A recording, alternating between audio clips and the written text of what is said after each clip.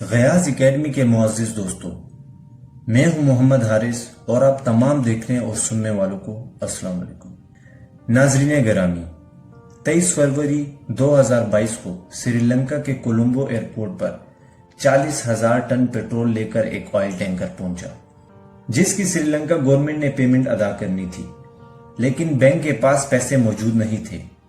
Dollar بالکل ختم ہو چکے تھے۔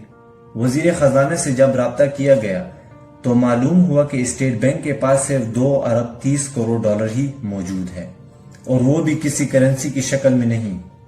لہٰذا سری لنکا یہ پیٹرول نہ خرید سکا اور آئل کیریئر انڈیا روانہ کر دیا گیا۔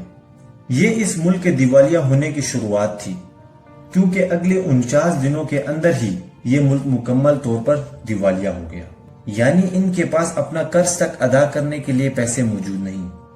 12 اپریل کو سری لنکا کی گورنمنٹ نے باقاعدہ اعلان کیا کہ اب ان کے پاس اپنا 51 ارب ڈالر کا قرضہ اتارنے کے لیے پیسے بالکل نہیں ہیں، جس کی وجہ سے اس ملک میں مہنگائی روز بروز بڑھتی جا رہی ہے۔ عوام کے پاس کھانے پینے کی اشیاء تک موجود نہیں، گھروں سے بجلی اور گیس غائب ہے، ملک بھر میں مظاہرے ہو رہے ہیں، پوری طرح کرفیو نافذ ہے، بچوں کے امتحانات تک نہیں لیے جا سکتے کیونکہ پیپر تک خریدنے کے پیسے گورنمنٹ کے پاس موجود نہیں۔ کئی ملکوں میں موجود ان کے سفارت خانے بند ہو رہے ہیں کیونکہ ان کے اخراجات برداشت کرنے کے لیے سرکار کے پاس پیسے نہیں۔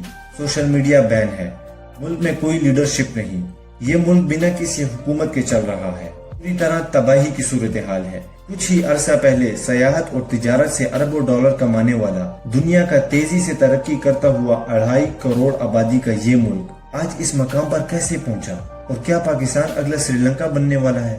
حالیہ مالیاتی رپورٹ کے مطابق پاکستان کی معیشت سے متعلق حیرت انگیز انکشاف کیا گیا ہے۔ پاکستان کے پاس اس وقت چائنا اور سعودی عربیہ کا قرض اتار کر صرف 3 ارب ڈالر کے فیڈرل ریزرو باقی رہ گئے ہیں، جس کی مدد سے 22 کروڑ والی آبادی کے ملک کو مستقبل میں چلانا ہے، جو کہ سری لنکا کے فیڈرل ریزرو سے بھی کم ہے۔ اسی لیے اگر اگلے 4 سے 6 ماہ تک کوئی بڑا فیصلہ نہ کیا گیا تو پاکستان بھی سری لنکا کی طرح بینکرپٹ ہو سکتا ہے، اس کی معیشت بری طرح متاثر ہو سکتی ہے۔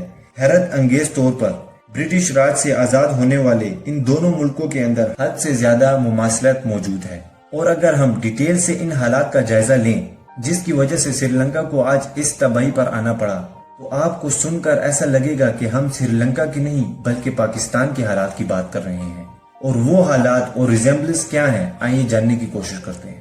پہلی وجہ یہ تھی کہ اپنی پولیٹکس کو چمکانے کے لیے اور ووٹ بینک حاصل کرنے کے لیے ایسے منصوبے لگانا جس سے کوئی آمدن ہونے کے بجائے الٹا انہیں چلانے کے لیے سرکار کو اپنی جیب سے پیسہ دینا پڑے، اور کئی منصوبوں کے اندر تو ٹیکس کی بلا وجہ چھوٹ دی گئی، جن کی بدولت پولیٹیشینز نے ووٹ بینک تو حاصل کیا، لیکن در حقیقت عوام کے ٹیکس کا پیسہ جو کہ سڑکوں، صحت اور انفراسٹرکچر پر لگنا چاہیے تھا، وہ ان منصوبوں کو چلانے پر لگ گیا، جس کی کمی کو پورا کرنے کے لیے مزید نوٹ چھاپے گئے۔ جتنا زیادہ جس ملک کے اندر نوٹ چھاپے جاتے ہیں، اس ملک کی کرنسی کی ویلیو اتنی ہی زیادہ گھٹتی چلی جاتی ہے اور مہنگائی میں حد درجے تک اضافہ ہوتا ہے۔ اسی لیے سری لنکا میں انفلیشن بڑھتا چلا گیا، جس پر قابو پانے کے لیے سری لنکا نے IMF سے قرضوں کی مزید مانگ کی، اور پھر انہی قرضوں کا سود اتارنے کے لیے مزید قرضے لیے، اور قرضے دینے والوں میں Asian development bank, world bank, IMF اور چائنا وغیرہ شامل ہیں۔ جس کے بعد حال یہ ہوا کہ آج ان قرضوں کو اتارنے کے لیے اس ملک کے پاس پیسہ تک نہیں۔ بالکل سیم وہی حالت جو کہ اس وقت پاکستان کی ہے۔ ان سب کے بعد صورتحال یہ ہوئی کہ 2010 میں سری لنکا پر جتنا بیرونی قرضہ تھا وہ 2022 تک بڑھ کر ڈبل ہو چکا ہے۔ اس کے علاوہ 2019 میں سری لنکا میں خودکش دھماکے ہوئے، جس کی وجہ سے یہاں کی خوبصورتی کو ہر سال دیکھنے آنے والے ٹورسٹ خوف کے مارے یہاں پر آنا بند ہو گئے، اور ظاہر ہے کہ جہاں پر انسان کو اپنی جان کا خوف ہو، وہاں نہ تو کوئی ٹورسٹ آنا چاہتا ہے اور نہ ہی کوئی انویسٹر اپنا بزنس اس ملک کے اندر کرنا چاہتا ہے۔ یہ بد نصیب ملک پورے 26 سال تک خانہ جنگی کا شکار رہا۔